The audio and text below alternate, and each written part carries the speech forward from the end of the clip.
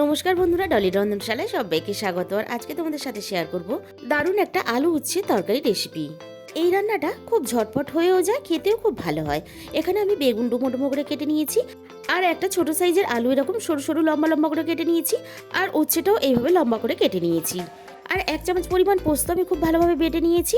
এবার প্রথমে কড়াইয়ের মধ্যে দিয়ে দিলাম প্রয়োজন মতন তেল। তেল খুব ভালোভাবে গরম হতে কেটে রাখা উচ্ছেগুলো তেলের মধ্যে দিয়ে আমি স্বাদ মতো দিয়ে দিলাম লবণ, আর দিয়ে দেবো অল্প একটু হলুদ গুঁড়ো। এবার আমি উচ্ছেটাকে খুব সুন্দর করে লাল লাল করে একটু সময় নিয়ে ভেজে নেব। উচ্ছেগুলো আমি খুব ভালোভাবে ভেজে রেডি করে নিলাম। এবার আমি তেলে থেকে সমস্ত উচ্ছেগুলোকে তুলে নিয়ে ওই একই তেলের মধ্যে আমি দিয়ে দিলাম ফোড়নে অল্প একটু কালো জিরে। এবার কেটে রাখা আলুগুলো আমি তেলের মধ্যে দিয়ে সুন্দর করে লাল লাল করে নেড়েচেড়ে ভেজে নেব। আলুগুলো খুব সুন্দর করে আমি এখানে ভেজে রেডি করে নিয়েছি। এবারে আলুর সাথেই আমি এখানে দিয়ে দিলাম একটা মাঝারি সাইজের পেঁয়াজ কুচি, সাথেই আমি এখানে দিয়ে দিলাম স্বাদমতো লবণ। আলু আর পেঁয়াজটা আবারও আমি নাড়াচাড়া করে একসাথে সুন্দর করে ভেজে নেব। পেঁয়াজটা সুন্দরভাবে ভাজাও হয়ে যাবে, আবার এরকম নরমও থাকবে, এইভাবে পেঁয়াজটা ভেজে নিতে হবে। এবারে কেটে রাখা বেগুনটা দিয়ে দিলাম। আলু পেঁয়াজের সাথে বেগুনটাও সুন্দর করে আমি নাড়াচাড়া করে ভাজা হতে দেব।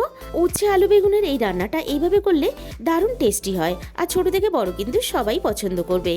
সবকিছু খুব ভালোভাবে ভেজে নেওয়ার পরে সামান্য পরিমাণ জল দিয়ে দিলাম 1/2 চামচ পরিমাণ হলুদ গুঁড়ো, দিয়ে দিলাম 1/2 চামচের একটু বেশি ঝাল লঙ্কার গুঁড়ো, 1/2 চামচেরও কম জিরে গুঁড়ো, আর দিয়ে দেবো সাথে 2টো চেরা কাঁচা লঙ্কা।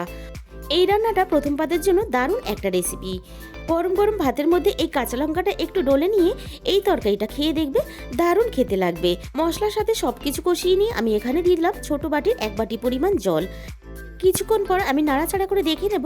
আলুটা কিন্তু আমার এখানে খুব ভালোভাবে সিদ্ধ হয়ে গেছে, বেগুনটাও বেশ মাখা মাখা হয়ে গেছে। আর অল্প অল্প এরকম ঝোল থাকা অবস্থাতেই ভেজে রাখা উচ্ছেগুলো দিয়ে আমি এখানে 3 থেকে 4 মিনিট রান্না করে নেওয়ার পরে পোস্ত বাটাটা দিয়ে দিলাম, আর সামান্য পোস্ত বাটি ধোয়া জল দিয়ে দিলাম। সব কিছুর সাথে নেড়েচেড়ে পোস্ত বাটাটা মিশিয়ে নিলেই কিন্তু রেডি হয়ে যাবে দারুণ স্বাদের একটা আলু উচ্ছের রেসিপি। তাহলে বন্ধুরা, আজকের রেসিপিটা ভালো লাগলে অবশ্যই ভিডিওতে একটা লাইক করো। আর যে সমস্ত নতুন বন্ধুরা এখনো পর্যন্ত আমার চ্যানেলকে সাবস্ক্রাইব করোনি, অবশ্যই আমার চ্যানেলকে সাবস্ক্রাইব করে নিয়ে এরকম নতুন নতুন অনেক রেসিপি পেতে। আর তোমাদের মূল্যবান সময় দিয়ে আমার এই রেসিপিটা এতক্ষণ দেখার জন্য তোমাদের সবাইকে অসংখ্য ধন্যবাদ।